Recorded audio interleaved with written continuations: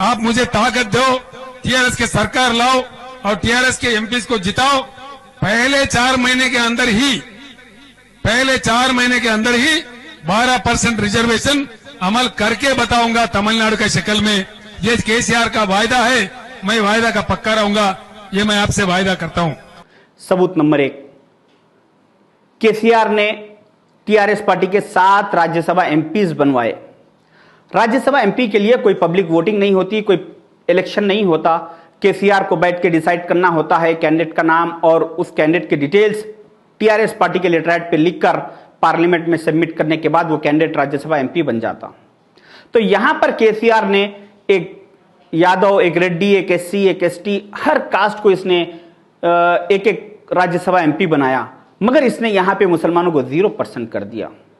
और वहीं कांग्रेस के दौर में कांग्रेस ने एक मुसलमान को राज्यसभा एमपी बनवाया था। सबूत नंबर 2, 2018 के तेलंगाना असेंबली इलेक्शन में केसीआर ने 119 कॉन्स्टिट्यूंसी से 119 लोगों को एमएलए टिकट दिया।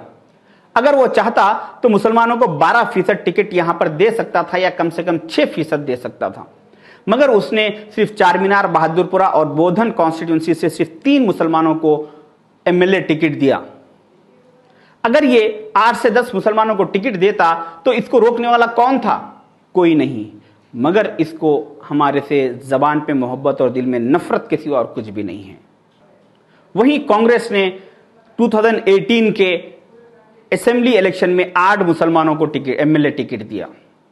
सबूत नंबर 3, 2019 के पार्लियामेंट इलेक्शन में केसीआर ने तेलंगाना के 17 पार्लियामेंट कॉन्स्टिट्यूंसी से 17 लोगों को एमपी टिकट दिया और यहां पर भी इसने मुसलमानों को 0% कर दिया। अगर यह चाहता तो 1 या 2 टिकट मुसलमानों को दे सकता था, मगर इसने ऐसा नहीं किया। वहीं कांग्रेस ने 17 में से 1 मुसलमान को एमपी टिकट दिया था। भाइयों, किसी झाड़ का अगर पत्ता झड़ जाए तो फिर लग जाता, किसी झाड़ की डगाली कट जाए तो फिर उग जाती, मगर जिस झाड़ की जड़ें कट जाए वो झाड़ फिर नहीं उठता। केसीआर तेलंगाना में हमारी जड़ें काट रहा है, हमको समझने की जरूरत है, तवज्जो देने की जरूरत है। सबूत नंबर 4, तेलंगाना के 10 यूनिवर्सिटीज के लिए 10 वाइस चांसलर का अपॉइंट हुआ, जिसमें हर कम्युनिटी, हर कास्ट को बराबर की हिस्सेदारी मिली। मगर तेलंगाना के 60 लाख मुसलमानों में एक भी ऐसा काबिल मुसलमान इसको नजर नहीं आया जिसको एक मुसलमान को वाइस चांसलर बनाया जा सके। यहां पर भी इसने मुसलमानों को 0% कर दिया। वहीं कांग्रेस के दौर में इन 10 में से 2 यूनिवर्सिटीज के वाइस चांसलर हमेशा मुसलमान हुआ करते थे।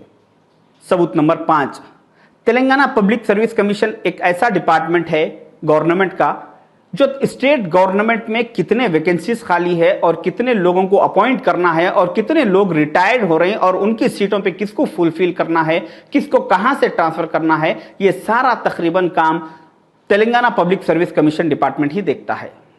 21 मई 2021 को केसीआर ने ये 7 लोगों की टीम को अपॉइंट किया और उसमें उसने हर कास्ट, हर कम्युनिटी के आदमी को हिस्सा दिया, मगर यहां पर भी इसने मुसलमानों को 0% कर दिया।